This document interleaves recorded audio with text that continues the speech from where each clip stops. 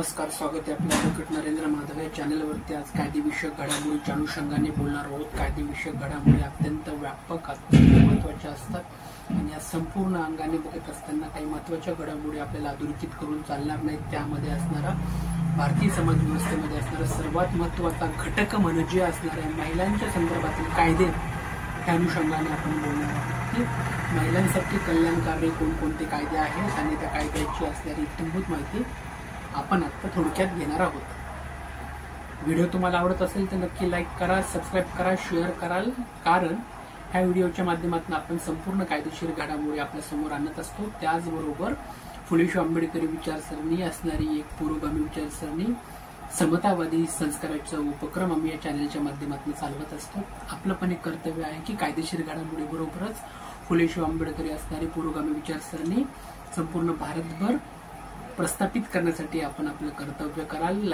चॅनलला लाईक कराल, सबस्क्राईब कराल अशी अपेक्षा बाळगूयात। चला तर मित्रांनो, आज पुरोगामी महाराष्ट्रात असणाऱ्या महिलांच्या संदर्भात असणाऱ्या कल्याणकारी कोणकोणते कायदे आहेत त्याच्या अनुषंगाने आज आपण बोलणार आहोत। तर महिलांसाठी असणारे कल्याणकारी कायदे जे आहेत त्यामध्ये सगळ्यात पहिल्यांदा जो कायदा येतो तो म्हणजे हुंडा प्रतिबंधक कायदा 1961। हा जो हुंडा प्रतिबंधक कायदा 1961चा आहे, त्या अनुषंगाने हुंडा घेणे किंवा हुंडा देणे हा गुन्हा या कायद्याच्या अनुषंगाने करण्यात आलेला आहे। त्याचबरोबर आयपीसी जो आहे, भारतीय न्याय संहिता, भारतीय दंड संहिता जी आहे आयपीसी, त्या भारतीय दंड संहितामध्ये कलम 304, त्याचबरोबर कलम 498 क ही नवीन कलमे त्यामध्ये अंतर्भूत येतात। ही सुद्धा माहिती आपल्याला बऱ्याचशा महिलांना माहित नसते, म्हणून त्या अनुषंगाने 498 क आयपीसीतलं 304 हे जे आहेत ते हुंडा प्रतिबंधकाच्या अनुषंगाने ह्या ठिकाणी बघायला भेटतो।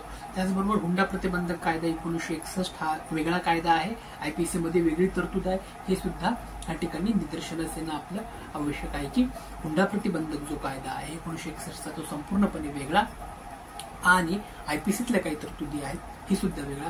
आपण या व्हिडिओच्या माध्यमातून काय आयपीसीतल्या तरतुदी, काही वेगळ्या कायद्याच्या तरतुदी याची संपूर्ण माहिती या व्हिडिओच्या माध्यमातून आपण आता घेणार आहोत। महिला संरक्षण जो कायदा आहे तो कौटुंबिक छळ महिला संरक्षणाच्या संदर्भात आहे।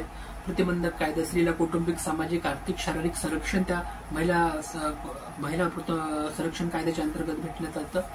त्याचबरोबर महिला संरक्षण कायद्याच्या अंतर्गत एखादा आदेश त्या ठिकाणी पारित करण्यात येतो, तो आदेश पारित करण्याचा जी नुकसान भरपाई दिली ती नुकसान भरपाईची तरतूद त्यामध्ये दिलेली असते। त्याचबरोबर संरक्षण देण्याचा अधिकार, नियुक्ती करण्याचा अधिकार सुद्धा त्या अधिकाऱ्यांना आहे की एखाद्या महिलेवर अन्याय अत्याचार होत असेल तर तिचं संरक्षण देण्याचा तरतूद त्या ऑर्डरमध्ये कोर्ट करू शकतं। असे एक महिला संरक्षणाचे कायदे आहेत। त्याचबरोबर वैद्यकीय मदतीचे सुद्धा काही महत्त्वाचे कायदे त्या अनुषंगाने येतात की महिला जर गरोदर असेल तर त्याला त्या ठिकाणी येणारी वैद्यकीय मदत त्या ठिकाणी असते। त्याचबरोबर महिलेला राहण्याचा अधिकार आहे, पतीच्या घरात राहण्याचा भागीदार आहे, त्या ठिकाणी भागीदारीपणाचा अधिकार आहे पतीच्या घरामध्ये। त्याचबरोबर इतर मदत घेण्याचा अधिकार ह्या अनुषंगाने येतो। दुसरा आपल्याला बघायचं असेल की अश्लीलता विरोधी कायदा अत्यंत महत्वाचा आहे की आयपीसी मध्ये सुद्धा काही अश्लीलता विरोधी कायद्याचे तरतुदी आहेत ते आता आपण बघूयात की आयपीसी मधलं कलम ज्याला सेक्शन 292 ते कलम 294 मध्ये महिलांमध्ये अश्लील वर्तन करणाऱ्याला शिक्षा देण्याची तरतूद त्या ठिकाणी मेन्शन करण्यात आलेली आहे। त्याचबरोबर जाहिरातीमध्ये किंवा ऍडव्हर्टायझिंगमध्ये ऍडव्हर्टाईजच्या माध्यमातून जर महिलांची विटंबना होत असेल किंवा एखादं चित्र किंवा एखाद्या लेखामधून अश्लीलता दाखवत असेल तर त्याच्या विरोधी कायदा सुद्धा 1987 मध्ये अश्लीलता विरोधी कायदा त्या ठिकाणी स्थापन करण्यात आलेला आहे 1987 मध्ये। आणि त्या अश्लीलता विरोधी जो कायदा आहे त्या कायद्यानुसार वॉरंटशिवाय अटक करण्याचा अधिकार त्या ठिकाणी पोलिसांना देण्यात आलेला आहे की जो वॉरंट आहे त्या वॉरंटची आवश्यकता त्या अश्लीलता विरोधी कायदा 1987च्या अनुषंगाने मेन्शन करण्यात आलेलं आहे की अश्लीलता विरोधी कायद्यामध्ये महिलेच्या संदर्भामध्ये एखादी अश्लील वर्तन, अश्लील ऍडव्हर्टाइजमेंट किंवा अश्लील कमेंट समाज माध्यमावर जर प्रसारित करण्यात येत असेल वारंवार तर अश्लीलता विरोधी कायदा 1987 मध्ये वॉरंटशिवाय अटक करण्याचा अधिकार त्या ठिकाणी देण्यात आलेला आहे। त्याचबरोबर मी मागाशी सांगितले की आयपीसीतले कलम आहे ते 292 ते 294 मध्ये अश्लीलता विरोधी कायद्याची तरतूद आपल्याला बघायला मिळते।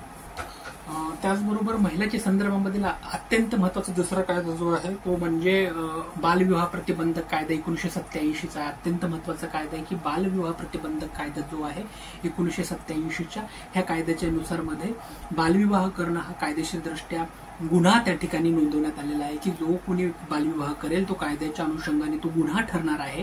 ह्यामध्ये वधू आणि वरांचं वय सुद्धा ह्या बालविवाह अंतर्गत तरतूद त्या ठिकाणी वयाची करण्यात आलेली आहे की जर 18 वर्षाखालील एखाद्या मुलीचा जर विवाह होत असेल आणि 21 वर्षाखालील एखाद्या मुलाचा जर विवाह होत असेल तो विवाह घडवून आणण्यासाठी जी काही मदत त्या ठिकाणी इतर समाज माध्यमांनी केली असेल तर ते सगळ्यांवरती गुन्हा दाखल करण्याची तरतूद बालविवाह प्रतिबंधक कायदा 1987 माध्यमातून आपल्याला बघायला मिळते. त्याचबरोबर बालविवाह प्रतिबंधक कायदा 1987चा अत्यंत व्यापक कायदा आहे. याला शारदा कायदा किंवा शारदा ऍक्ट असं सुद्धा या ठिकाणी आपल्याला पाहायला येतं की महिलाच्या संदर्भामध्ये बालविवाह प्रतिबंधक कायदा अत्यंत व्यापक अत्यंत महत्वाचा आहे. हे आपल्याला डोळे झाक करून चालणार नाही की ज्यावेळेला आपण महिलाच्या पुरोगामीच्या किंवा महिलाच्या एक प्रकारे महिला सक्षमीकरणाच्या गोष्टी ज्या वेळेला आपण करत असतो तर महिला सक्षमीकरणाच्या अनुषंगाने जे जे कायदे आपल्याला त्या तरतुदीच्या अनुषंगाने आपल्याला बघायचे आहेत त्यामध्ये बालविवाह प्रतिबंधक कायदा 1987 नाकारून चालणार नाही. त्याचबरोबर कौटुंबिक न्यायालय कायदा 1984 कौटुंबिक न्यायालय कायदा आहे. त्यामध्ये फॅमिली कोर्टची तरतूद त्या ठिकाणी करण्यात आली की दाम्पत्य किंवा पती पत्नीमधील जो काही कौटुंबिक वाद आहेत त्या कौटुंबिक जी कलह आहेत त्या कलहाची प्रकरणे एकाच ठिकाणी घडून यावीत आणि एकाच ठिकाणी त्या जे वाद आहेत त्या वादांच्या तक्रारी आहेत जे वादांचे जे भांडणं आहेत जे त्या ठिकाणी प्रकरण आहेत त्याचा निपटारा एकाच ठिकाणी चालावा म्हणून कौटुंबिक न्यायालयाची स्थापना 1984च्या ऍक्टनुसार करण्यात आलेली आहे. कौटुंबिक न्यायालयाची स्थापना 1984च्या अनुषंगाने या ठिकाणी करण्यात आलेली आहे. कौटुंबिक न्यायालय नसल्यास ज्या ठिकाणी ज्या शहरामध्ये फॅमिली कोर्ट किंवा कौटुंबिक न्यायालय नाहीये त्या ठिकाणी नसल्यास जे जिल्हा कोर्ट आहे त्या जिल्हा कोर्टांना तो अधिकार देण्यात आलेला आहे की जिल्हा कोर्टांनी कौटुंबिक न्यायालय ज्या ठिकाणी नाही त्या ठिकाणी जे कौटुंबिक कोर्टाचे दावे आहेत ते चालवण्याचा अधिकार जिल्हा कोर्टाला त्या ठिकाणी देण्यात आलेला आहे. त्याचबरोबर छेडछाड करणे गुन्हे ह्या संदर्भात आपण काय बघू की स्त्रीचे अब्रू नुकसान करणे किंवा स्त्रीच्या वाईट हेतूने स्त्रियेचा हात धरणे किंवा स्त्रीच्या एखाद्या वस्त्रांवरती हात घालणे त्याच्या कपड्यांवरती हात घालणे किंवा विनयभंगाचे प्रकार आहेत त्या अनुषंगाने आयपीसी मध्ये सेक्शन 354 अत्यंत व्यापक आहे. आयपीसी मध्ये 354 खाली शिक्षेची तरतूद सुद्धा त्या ठिकाणी मेन्शन करण्यात येईल. त्याचबरोबर इतर छेडछाड केल्यावर जर छेडछाडीचा गुन्हा असेल तर छेडछाडीच्या अनुषंगाने आयपीसीतील सेक्शन 509 अंतर्गत पोलिसात गुन्हा दाखल करण्याची तरतूद सुद्धा त्या ठिकाणी आपल्याला केलेली बघायला मिळते की आयपीसीचं सेक्शन 509 आहे. आयपीसीचे सेक्शन 509च्या अंतर्गत छेडछाड जर घडून आणली असेल तर छेडछाड घडून आणल्यानंतर त्या ठिकाणी गुन्हा दाखल करण्याचा अधिकार त्या पोलिसांना देण्यात आलेला आहे. हे आयपीसी सेक्शन 509 छेडछाडीच्या संदर्भामध्ये आणि आयपीसीचं सेक्शन 354 हे विनयभंगाच्या तरतुदीच्या अनुषंगाने आपण अभ्यासावा लागेल. हे झाले छेडछाड संदर्भातील कायदे. मित्रांनो, महिलाच्या संदर्भातील जे जे कायदे आहेत ते अत्यंत व्यापक अत्यंत मोठे आहेत. त्या अनुषंगाने आपण अजून पुढचे काय काय कायदे आहेत त्याची आता थोडक्यात माहिती बघूया. दुसरा एक हक्क आहे की बऱ्याच महिला भगिनींना हे माहित नाही की हा एक कायदेशीर हक्काच्या अनुषंगाने मुलांवरती हक्क हा एक सर्वात महत्वाचा हक्क आपण या अनुषंगाने बोलणार आहोत की जे मुलबाळ झालंय त्या मुलबाळावरती हक्क कुणाचा असावा. जर घटस्फोटाचा दावा कोर्टामध्ये चालू असेल आणि घटस्फोट झाल्यानंतर एखाद्या स्त्रीला घटस्फोट झाल्यापासून 5 वर्षापर्यंत जो मुलगा आहे वयाच्या 5 वर्षापर्यंत तो मुलाचा ताबा त्या महिलांकडेच आहे अशी तरतूद ह्या कायद्याच्या अंतर्गत आहे की मुलावरचा जो हक्क आहे तो पहिला त्याच्या आईचा असणार आहे. तो मुलाचा वयाचे 0 पासून तर वयाच्या 5 वर्षापर्यंतचा जो कालावधी आहे तो कालावधीची तरतूद ही त्याच्या घटस्फोटीत असणाऱ्या मातेकडे असेल अशी तरतूद या कायद्याच्या अनुषंगाने करण्यात आलेली आहे की मुलांवरचा जो हक्क आहे तो सर्वप्रथम मातेंकडे म्हणजे त्याच्या आईकडे असेल. आणि जर मुलाचं जे बालक आहे त्या बालकाचं वय 5 वर्षाच्या पुढे जर झाले असेल तर त्यामध्ये मग कोर्टाचा निर्णयाला ते बांधील असेल की कोर्ट ठरवणार की त्या संबंधित मुलाला त्याच्या वडिलांकडे राहायचंय की त्याच्या आईकडे राहायचंय. हा जो निर्णय घ्यायची प्रक्रिया आहे ही निर्णय घेण्याचं स्वातंत्र्य कोर्टाला त्या ठिकाणी आहे आणि कोर्ट त्या अनुषंगाने अभ्यास करून तसा निर्णय देण्यात येईल असं आपल्याला बघायला मिळतं. समान वेतनाचा कायदा हे महिलाच्या अनुषंगाने अत्यंत महत्वाचा आहे की महिलांचे कायदे ज्यावेळेस आपण ऑब्झर्व्ह करत असतो अभ्यास करत असतो त्यावेळेस समान वेतनाचा कायदा आपल्याला अभ्यासावा लागेल की समान वेतनाचा जो कायद्यानुसार एकाच कामासाठी स्त्रीला व पुरुषाला दोघांनाही समान वेतन मिळालं पाहिजे. विशिष्ट कार्यक्षेत्रासाठी नोकऱ्या सोडता अन्य ठिकाणी स्त्रियांना एक प्रकारे रात्रपाळीला नाईट शिफ्टला कामाला बोलवला गेलं नाही पाहिजे की नाईट शिफ्टसाठी कंपल्सरी मुलींना किंवा महिलांना बोलवणं काही विशिष्ट जर कामं सोडले तर बाकीच्या कुठल्याच कामांसाठी रात्रपाळीसाठी नाईट शिफ्टसाठी महिलांना कामावर नेणे कायद्यानुसार बंधनकारक नाही आहे. कायद्यानुसार तो गुन्हा आहे. त्यामुळे जर कुणी नाईट शिफ्टसाठी कामाचं फोर्स करत असेल तर तो कायद्यानुसार गुन्हा आहे हे या ठिकाणी करण्यात. की समान वेतनाचा कायदा हा अत्यंत महत्वाचा कायदा आहे की समान वेतनामध्ये पुरुषाप्रमाणे स्त्रियांना सुद्धा समान वेतन कायद्यानुसार देण्यात यावं अशी तरतूद समान वेतन कायद्याअंतर्गत करण्यात आलेली आहे.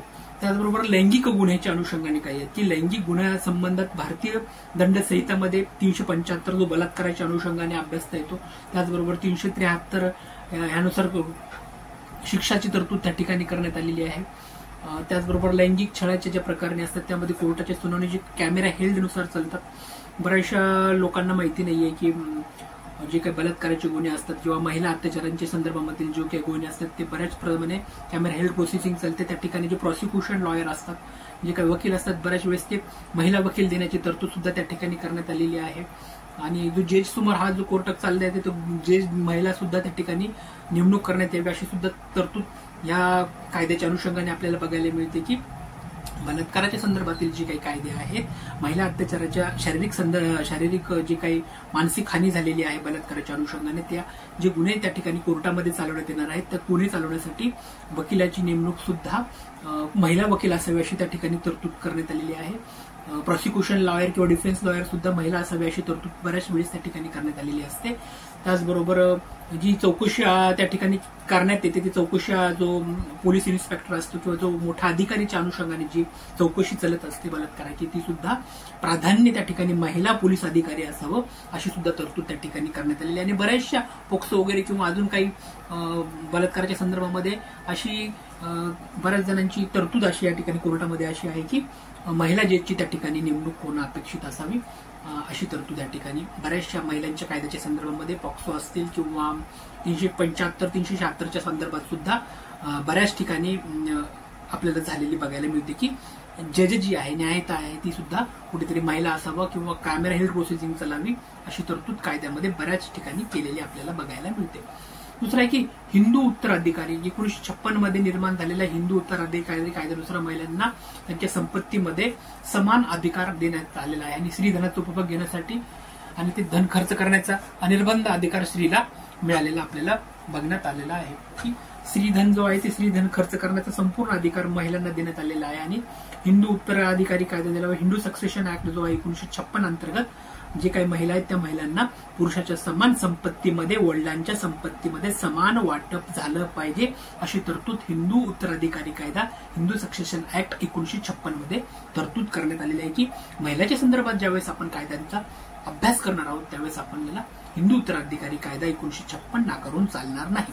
त्यानंतर हिंदू विवाह कायदा जो आहे हा हिंदू विवाह कायद्याच्या सीआरपीसीचं कलम 125 नुसार स्त्रीला पोटगीचा अधिकार देण्यात आलेला आहे. तिला हिंदू विवाह कायदा 1955 मध्ये कलम 25 नुसार अर्ज दाखल केल्यानंतर पोटगीची तरतूद सुद्धा हिंदू विवाह कायदा 1955 मध्ये मेन्शन करण्यात आलेले आहे की जोपर्यंत कोर्टामध्ये चालू आहे, कोर्टाचा वाद निकाली निघत नाही तोपर्यंत इंटरिम मेंटेनन्स म्हणजे अंतरिम पोटगीची तरतूद सुद्धा हिंदू विवाह कायदा 1955च्या अनुषंगाने मेन्शन करण्यात आले. म्हणजे सीआरपीसीचं फौजदारी संहिता स्वरूपाचं जे सीआरपीसीचं कलम 125 आहे आणि च्या अनुषंगाने.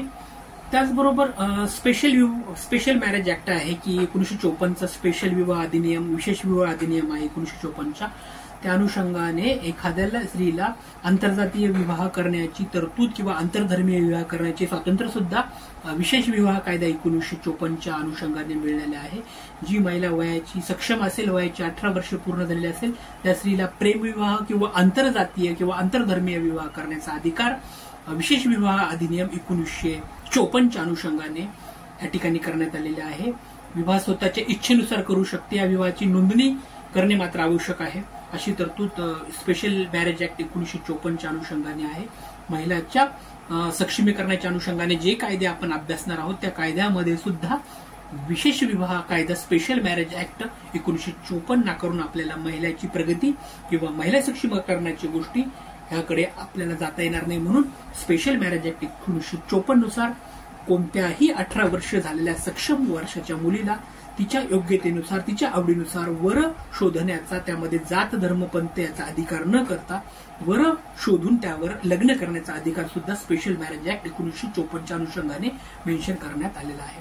त्याचबरोबर गर्भलिंग चाचणी जी आहे, स्त्री भ्रूण हत्या रोखण्यासाठी महाराष्ट्र शासन त्याचबरोबर केंद्र शासनाने सुद्धा गर्भलिंग चाचणी जी आहे ती थांबवलेली आहे, की गर्भलिंग चाचणी करणे हे कायद्यानुसार गुन्हा त्या ठिकाणी करण्यात आलेला आहे. की जो गर्भलिंग चाचणी आहे त्या गर्भलिंग चाचणीमध्ये तंत्रज्ञान व विनिमयाचा दुरुपयोग करून नवीन अधिनियम 1994 नुसार गर्भलिंग चाचणी करणे हे कायद्यानुसार गुन्हा त्या ठिकाणी ठरवण्यात आलेला आहे. म्हणजे गर्भलिंग चाचणी करून बऱ्याच वेळेला एखादी मुलगी आहे आणि ती मुलगी झाल्यानंतर ती मुलगीचा भ्रूण जो आहे तो पाडण्याची जी एक क्रिमिनल मानसिकता, जी राक्षसी महत्वाकांक्षा काही लोकांची होती ती घडू नये आणि स्त्री आणि पुरुष समान असावेत ह्या अनुषंगाने गर्भलिंग चाचणी ही एक आहे. हा एक फौजदारी स्वरूपाचा अत्यंत मोठा गुन्हा या ठिकाणी मेन्शन करण्यात आल्याची तरतूद IPC मध्ये सुद्धा आहे. त्याचबरोबर बऱ्याचशा इतर महिलांच्या संदर्भातील जे काही कायदे आहेत, त्याबरोबर दुसरा एक महत्वाचं आहे की प्रसूतीचा अधिकाराची सुविधा सुद्धा या ठिकाणी आहेत. की नोकरी करणाऱ्यांच्या स्त्रियांसाठी बाळंतपणासाठी जी काही रजा आहे ती अर्जित रजा असेल, बाळंतपणासाठी किंवा नवजात बालक जे जन्मला आहे त्या नवजात बालकाची देखभाल करण्यासाठी रजेची तरतूद सुद्धा या ठिकाणी करण्यात आलेली आहे. की हा सुद्धा प्रसूतीचा सुविधेचा अधिकार जो आहे हा सुद्धा महिलांचा मूलभूत अधिकार या ठिकाणी आहे. की स्त्रीला त्याच्या विशिष्ट दिवसाची भरपगारी रजा ह्या कायद्याच्या अनुषंगाने देण्यात आलेली आहे. की प्रसूती जी आहे, प्रसूती झाल्यानंतर बाळंतपणासाठी जी आहे त्या बाळंतपणासाठी महिलांना विशिष्ट अशी जी सुविधा आहे, विशिष्ट अशी भरपगारी रजा आहे या कायद्याच्या अनुषंगाने देण्यात आलेली आहे. त्याचबरोबर या ठिकाणी सगळ्यात महत्वाचं आहे की गर्भपात झाल्यावरही स्त्रीला भरपगारी रजा मिळवण्याची तरतूद या कायद्याच्या अंतर्गत करण्यात आली. की प्रसूती सुविधेचा जो अधिकार आहे त्या कायद्याअंतर्गत एखाद्या महिलेचा जर गर्भपात झाला असेल तर त्या स्त्रीला भरपगारी रजा मिळण्याची तरतूद सुद्धा ह्या कायद्याच्या अनुषंगाने केलेली आपल्याला बघायला मिळते. बरोबर, गर्भलिंग चाचणीचे जे काही डॉक्टर्स आणि मेडिसिन्स आहेत त्यांनी सुद्धा ही जी चाचणी जर बाहेर मेन्शन केली तर ते सुद्धा फौजदारी स्वरूपाच्या गुन्ह्याला सामोरं त्यांना जावं लागेल. म्हणजे गर्भलिंग चाचणी ही कायद्यानुसार गुन्हा ठरवण्यात आलेली आहे, त्याची तरतूद या ठिकाणी करण्यात आलेली आहे. आणि गर्भलिंग चाचणी कायद्यानुसार गुन्हा आहे ही सुद्धा प्रत्येक महिलांना आणि महिलांसोबत प्रत्येक पुरुषांना सुद्धा माहिती असणं आवश्यक आहे. आता जिल्हा महिला सहायता समिती नावाची एक समिती स्थापन झालेली आहे की महिलांचे शोषण छळ होऊ नये, प्रत्येक ठिकाणी महिलांचे छळ शोषण जे आहे ते थांबावं म्हणून माननीय हायकोर्टाने सर्वोच्च न्यायालयाच्या आदेशानुसार प्रत्येक जिल्ह्यामध्ये जिल्हा अधिकाऱ्यांच्या किंवा जिल्हा अधीक्षकांच्या अध्यक्षतेखाली जी SP साहेब आहेत आणि जी जिल्हाधिकारी आहेत ते जिल्हाधिकारी आणि जिल्हा SP साहेबांच्या अध्यक्षतेखाली जिल्हा महिला सहाय्यता समिती, जिल्हा महिला सहाय्यता समितीची स्थापना करण्यात आलेली आहे. त्यामध्ये होणारे शोषण छळ महिलांचे थांबावेत आणि जे काही महिलांच्या तक्रारी आहेत त्या तक्रारीची त्या ठिकाणी निपटारा करण्यात यावा, त्याची दखल घेण्यात यावी. त्या ठिकाणी कायदेशीर सल्लागार सुद्धा त्या ठिकाणी मोफत त्या ठिकाणी प्रोव्हाइड करण्याची तरतूद त्या ठिकाणी करण्यात आलेली आहे. कायदेशीर सल्लागार, स्वयंसेवी संस्था जे काही NGO आहेत त्यांची सुद्धा या समितीमध्ये नेमणूक करण्यात आलेली असते. की जे काही NGOज आहेत, जे काही स्वयंसेवी संस्था आहेत, जिल्हा महिला सहाय्यता समिती जी आहे त्यामध्ये यांची तरतूद त्या ठिकाणी केलेली आपल्याला बघायला मिळते. मित्रांनो, महिलांच्या संदर्भातील जे जे कायदे आहेत त्याच्या थोडक्यात आपण हा आढावा घेतला.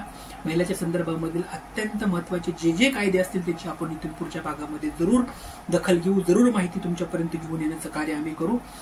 आम्ही महिला सक्षमीकरणाच्या अनुषंगाने नक्कीच पुढाकार घेत असतो आणि कायद्याच्या अनुषंगाने जिथे जिथे महिला सक्षमीकरणाचे कायदे असतील तिथे आम्ही आमची सेवा बजावण्याचं काम आम्ही नक्कीच करत असतो. आपलं पण एक कार्य आहे की या व्हिडिओला लाईक करा, सबस्क्राईब करा आणि आमच्या चॅनलच्या माध्यमातून जोडा अशी तुम्हाला विनंती करतो आणि या ठिकाणी थांबतो. धन्यवाद. Thank you so much.